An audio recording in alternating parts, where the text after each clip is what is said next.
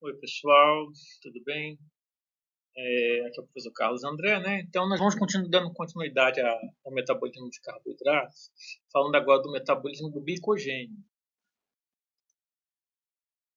O glicogênio, nós já tínhamos visto nas aulas de carboidratos, né?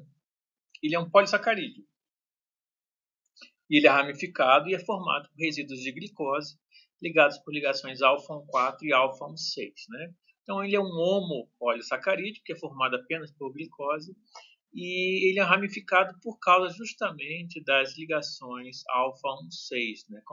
Se vocês se lembrarem, as ligações alfa 6 são os pontos de ramificação no glicogênio.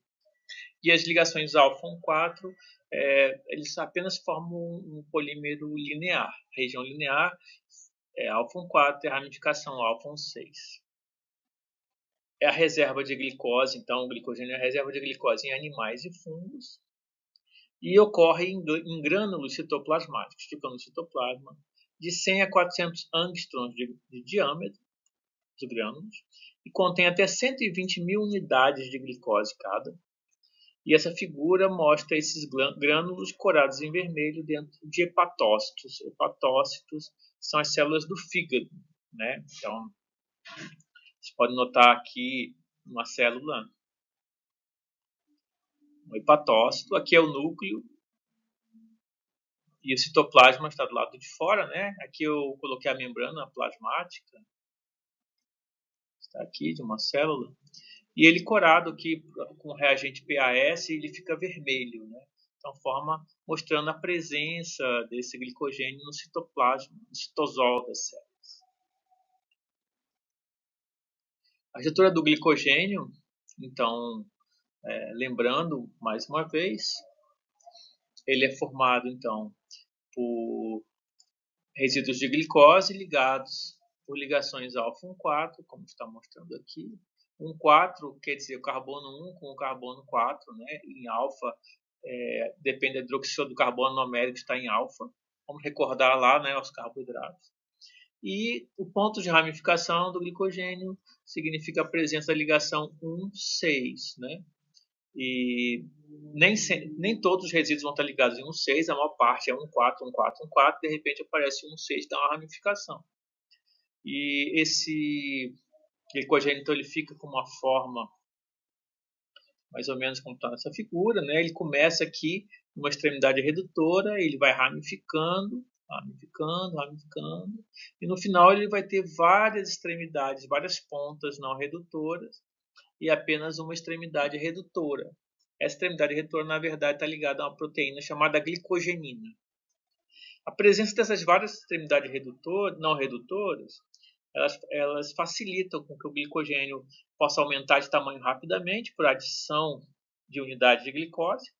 Em condições, por exemplo, que o organismo está bem alimentado, né, se alimentou de muito carboidrato, nessas pontas vai se adicionando glicose em várias pontas. E no momento de jejum, esses resíduos de glicose também vão sendo retirados das várias pontas de maneira rápida. Então é interessante que o glicogênio tenha essa propriedade de ser ramificado. O glicogênio em seres humanos ele está presente principalmente, basicamente, em dois lugares. Nos músculos esqueléticos, né? Cada um dos músculos esqueléticos podem ter até 2% em massa, da massa dos músculos pode ser glicogênio. Aí vai depender, se você está numa condição que o glicogênio ele não tem um tamanho fixo, ele pode aumentar de tamanho ou diminuir, né? Então, dependendo da condição, ele pode chegar até 2% da massa. E a função do glicogênio muscular é diferente da função do glicogênio do fígado, que nós vamos ver. O glicogênio muscular ele serve para gerar energia para a contração muscular, principalmente na hora do exercício físico intenso. Já o fígado é o outro local onde nós temos glicogênio e pode chegar até 10% da massa do fígado. É a principal reserva em um órgão só e do corpo humano. E tem uma função de regulação da glicemia sanguínea. A glicemia é a concentração de glicose no sangue. E essa glicemia tem que ser mantida em valores normais, entre 80 e 100 miligramas por decilitro. Tá bom? Isso é mais ou menos 4,5 a 5 milimolar.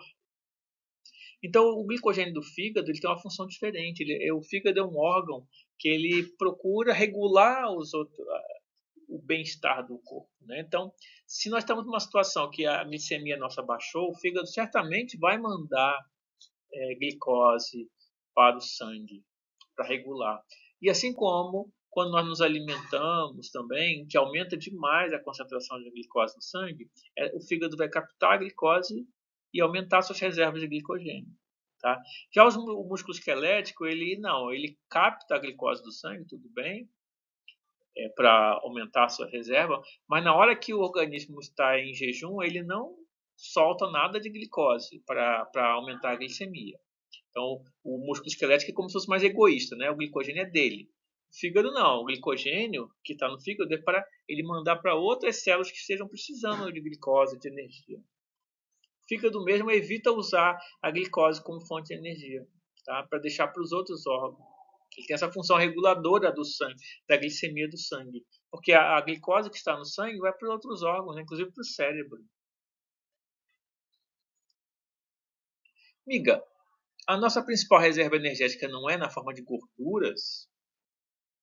Sim, são os triacilgliceróis, TAG, que armazenam energia de maneira mais concentrada, bem mais concentrada mesmo do que na forma de glicogênio. Então, qual é o motivo para armazenar glicogênio? Já que os TAGs armazenam melhor, né? Boa pergunta, querida. Razões para usar glicogênio ao invés de triacilglicerol. Primeiro, o glicogênio pode ser mobilizado de forma mais rápida pelos músculos. Tá? Seria muito demorado para o glicogênio. Às vezes os músculos precisam de energia de forma muito rápida. E o glicogênio, liberando glicose, a gente vai ver a glicose no fosfato, né? Essa energia vai ser liberada de maneira muito mais rápida do que se fosse na forma de gorduras, né, de lipídios. Os ácidos graxos, que são os componentes principais do TAG, não podem ser metabolizados em condições anaeróbicas. E a gente vê, muitas vezes, vai acontecer um fenômeno de anaeróbico nos músculos, no exercício intenso, em que tem a produção do lactato, né? A gente chama de fermentação lática no músculo. E isso, então, mostra que seria numa condição que não teria oxigênio. E os triacilgliceróis não conseguem ser metabolizados sem oxigênio. Então, seria uma desvantagem. Outra coisa, os animais não podem converter ácidos graxos em glicose. A gente não consegue transformar gordura em glicose. E as reservas de lipídios não conseguem manter os níveis normais de glicose no sangue. Tá? Então, vamos dizer, são 3 razões para usar o glicogênio. Porque o glicogênio pode ser usado para fazer a manutenção dos níveis normais de glicose. Já os triacilgliceróis não. Eu vou adiantar que não é só o glicogênio que faz essa manutenção dos níveis normais de glicose. Tem uma via metabólica chamada neoglicogênese, que também vai ter uma participação super importante nesse processo de manter regular a glicemia no sangue. Então, sobre o metabolismo do glicogênio, a gente tem 2 etapas. A gente tem a síntese do glicogênio, né? Está aqui a síntese do glicogênio, que também é chamada de glicogênese. Gênese é criação, né? Então, é a criação do glicogênio. E a gente tem a degradação do glicogênio, ou quebra do glicogênio, que é chamado de glicogenólise. É parecido com glicólise, mas não é. Glicólise é a quebra da glicose, glicogenólise é a quebra do glicogênio. E ambos os processos vão fazer uso de um intermediário que é a glicose 1-fosfato. Tá? Então, quando o glicogênio for ser quebrado, ele não vai exatamente liberar a glicose, ele vai liberar a glicose 1-fosfato. E na hora que for incorporar glicose para fazer o glicogênio, não vai ser glicose mesmo, vai ser glicose 1-fosfato também. Então, a degradação do glicogênio é muito simples, é uma reação única. Então, você imagina, eu tenho aqui o glicogênio. O glicogênio é formado aqui no caso de N unidades de glicose, N resíduos de glicose. Por isso eu coloquei glicose N. Vai reagir com PI. PI, vocês lembram que é o fosfato inorgânico. É o fosfato inorgânico. E aí, sob a ação de uma enzima chamada fosforilase do glicogênio, esse fosfato inorgânico vai fazer a retirada de uma glicose. Ele vai fosforilar uma glicose no carbono 1, formando glicose 1-fosfato. Está aqui a fórmula. Aqui é o carbono 1 e aqui eu tenho o fosfato. Isso aqui é a glicose 1-fosfato. Como saiu um resíduo de glicose, o glicogênio agora ele não vai ser mais formado por N unidades, né? Vai ter uma unidade a menos, N-1. Por isso que ficou glicogênio. Continua sendo glicogênio, mas ele vai ser uma glicose N-1, porque ele perdeu um resíduo de glicose que está aqui. E agora com um fosfato. Essa enzima, então, é uma fosforilase, chamada fosforilase do glicogênio.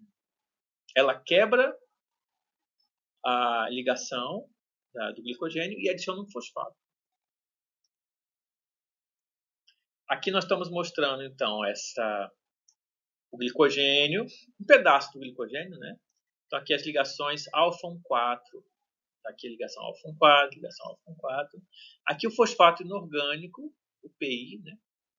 Ele vem e ataca esse carbono. É o carbono 1. Quando ele ataca o carbono 1, esse fosfato se liga no carbono 1 e eu formo a glicose 1-fosfato.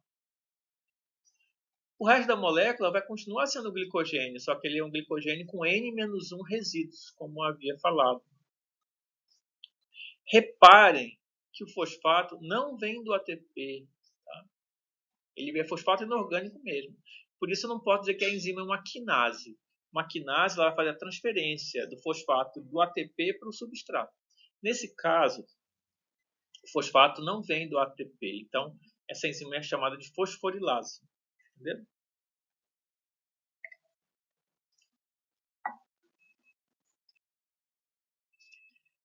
Agora, um detalhe, falando dessa enzima desramificadora do glicogênio. Então, quer dizer, a fosforilase do glicogênio é a principal enzima da quebra do glicogênio, da glicogenólise.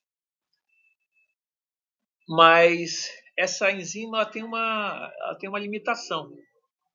Ela não consegue remover resíduos que estão próximos, né, na ligação alfa-1,6.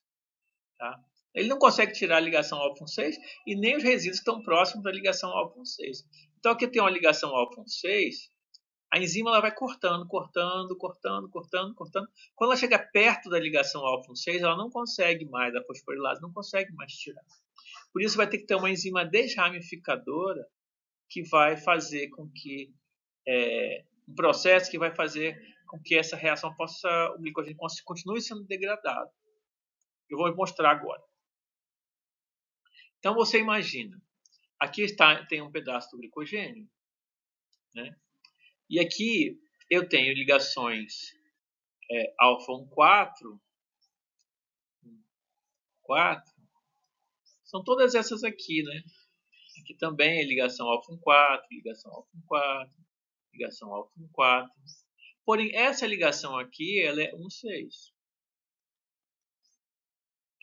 Quando chega nessa posição, a enzima, esse negócio era maior, tá? Esses dois ramos do glicogênio eram maiores. E a fosforilase veio cortando. Quando chegou nesse ponto, perto da ligação alfa-1,6, em que eu tinha 4 resíduos aqui, e eu tinha esses 5 resíduos aqui, a enzima não consegue mais agir, né? Então, o que acontece? Vem essa enzima desramificadora e pega esses 3 resíduos de glicose e transfere para cá, para essa ponta, tá vendo? Quando transferiu para cá, a fosforilase agora pode começar a cortar. Tá? Então, por isso que serve a enzima desramificadora do glicogênio. E ela ainda tira essa glicose que está sobrando aqui. Tá bom? Então, assim, a fosforilase sozinha ela é muito eficiente, tal, até chegar perto da ligação alfa-1,6. Aí precisa da enzima desramificadora dar uma ajudada, né? Modificar, transferir um pedaço de um ramo para o outro, para a fosforilase continuar funcionando. Tá? Na verdade, vai continuar sendo a fosforilase que vai continuar quebrando as ligações alfa-1,4. Então, a enzima transfere uma unidade trissacarídica de um ramo para a extremidade não redutora do outro ramo, que se torna acessível para a hidrólise pela fosforilase, como expliquei. E a enzima ramificadora é capaz de hidrolisar a ligação 1,6, liberando glicose. Então, com isso, acabou a degradação do glicogênio. Agora vamos para a síntese. A síntese do glicogênio ela vai fazer uso de um intermediário chamado UDP-glicose. Está escrito errado glicose aí, mas é glicose. Então, UDP-glicose. Então, o UDP remete a um nucleotídeo, né? Que tem uracila, uma ribose e difosfato, né? UDP quer dizer uridina difosfato. Então, ele tem uracila, tem ribose, tem 2 fosfatos. E está ligado à glicose, tá? Esse é um intermediário que é importante na síntese do glicogênio. Então, primeiro ele tem que ser feito, esse UDP-glicose. E vai ser feito a partir da glicose 1-fosfato, como eu tinha comentado que a síntese também precisava da glicose 1-fosfato, né? Então, vamos ver isso. Então, primeiro tem que ter a conversão da glicose 1-fosfato em UDP-glicose. A glicose 1-fosfato é a glicose que tem o fosfato no carbono 1. Né? Vai se ligar, vai ter uma reação.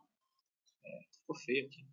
Tem uma reação com o nucleotídeo UTP. É tipo ATP, só que em vez de ter adenina é uracila, tá? Então tem uracila, ribose, 3 fosfatos. E aí eu vou ter a ligação dessa glicose, certo? Na verdade, desse fosfato com esse fosfato aqui. O fosfato da glicose no fosfato com esse fosfato primeiro do UTP. E vai sair esses 2 fosfatos. Esses 2 fosfatos que saem, chamado pirofosfato, quando tem 2 fosfatos juntos. Está aqui o pirofosfato. E aí eu formo o UDP-glicose. O UDP-glicose, então, o UDP por quê? Uracila, ribose, 2 fosfatos e a glicose. E aí, então, a síntese, daí para frente, eu tenho o UDP-glicose, que foi formado. Ela tem uma glicose ali, né? O UDP-glicose. Mais um glicogênio, que tem N unidades de glicose. E aí vai ter a ação da glicogênio sintase, que é a enzima que vai fazer a entrada dessa glicose que está na UDP-glicose e ligar essa glicose no glicogênio. Né? Vai sair o UDP, vai ficar só a glicose. E o glicogênio vai ter uma glicose a mais, por isso será uma glicose N mais 1. Tá bom? E essa enzima é a sintase do glicogênio. Ou glicogênio sintase. A quebra do glicogênio usa a fosforilase do glicogênio. E a síntese usa a sintase do glicogênio, ou glicogênio sintase. Então, é sintase para síntese e fosforilase para quebra do glicogênio. Tá bom? É só isso, miga? Por enquanto, só, querida. Mas esses processos são altamente regulados nas diferentes condições, como no jejum e no exercício muscular intenso. Né? Então, o glicogênio ele vai sofrer ação até de hormônios, né? A insulina, o glucagon, vão agir sobre o metabolismo do glicogênio. Então, se eu estou em situação, por exemplo, que eu estou com fome, né, estou em jejum, quem que vai estar ativado? A fosforilase ou a sintase do glicogênio no fígado? O que vocês acham? Eu estou em jejum, a minha glicemia baixou. Né? Eu preciso aumentar a glicemia, eu preciso aumentar a concentração de glicose no sangue. Então, eu tenho que quebrar o glicogênio. Então, vai estimular a fosforilase do glicogênio, por exemplo. Isso é um exemplo. No exercício muscular intenso também, eu estou correndo, preciso de energia, também a fosforilase precisa ser ativada. Tá bom? Então, esse metabolismo é muito regulado. Mas, basicamente, era essa noção que eu queria passar para vocês dessa aula, tá bom? Espero que vocês tenham gostado. Tchau.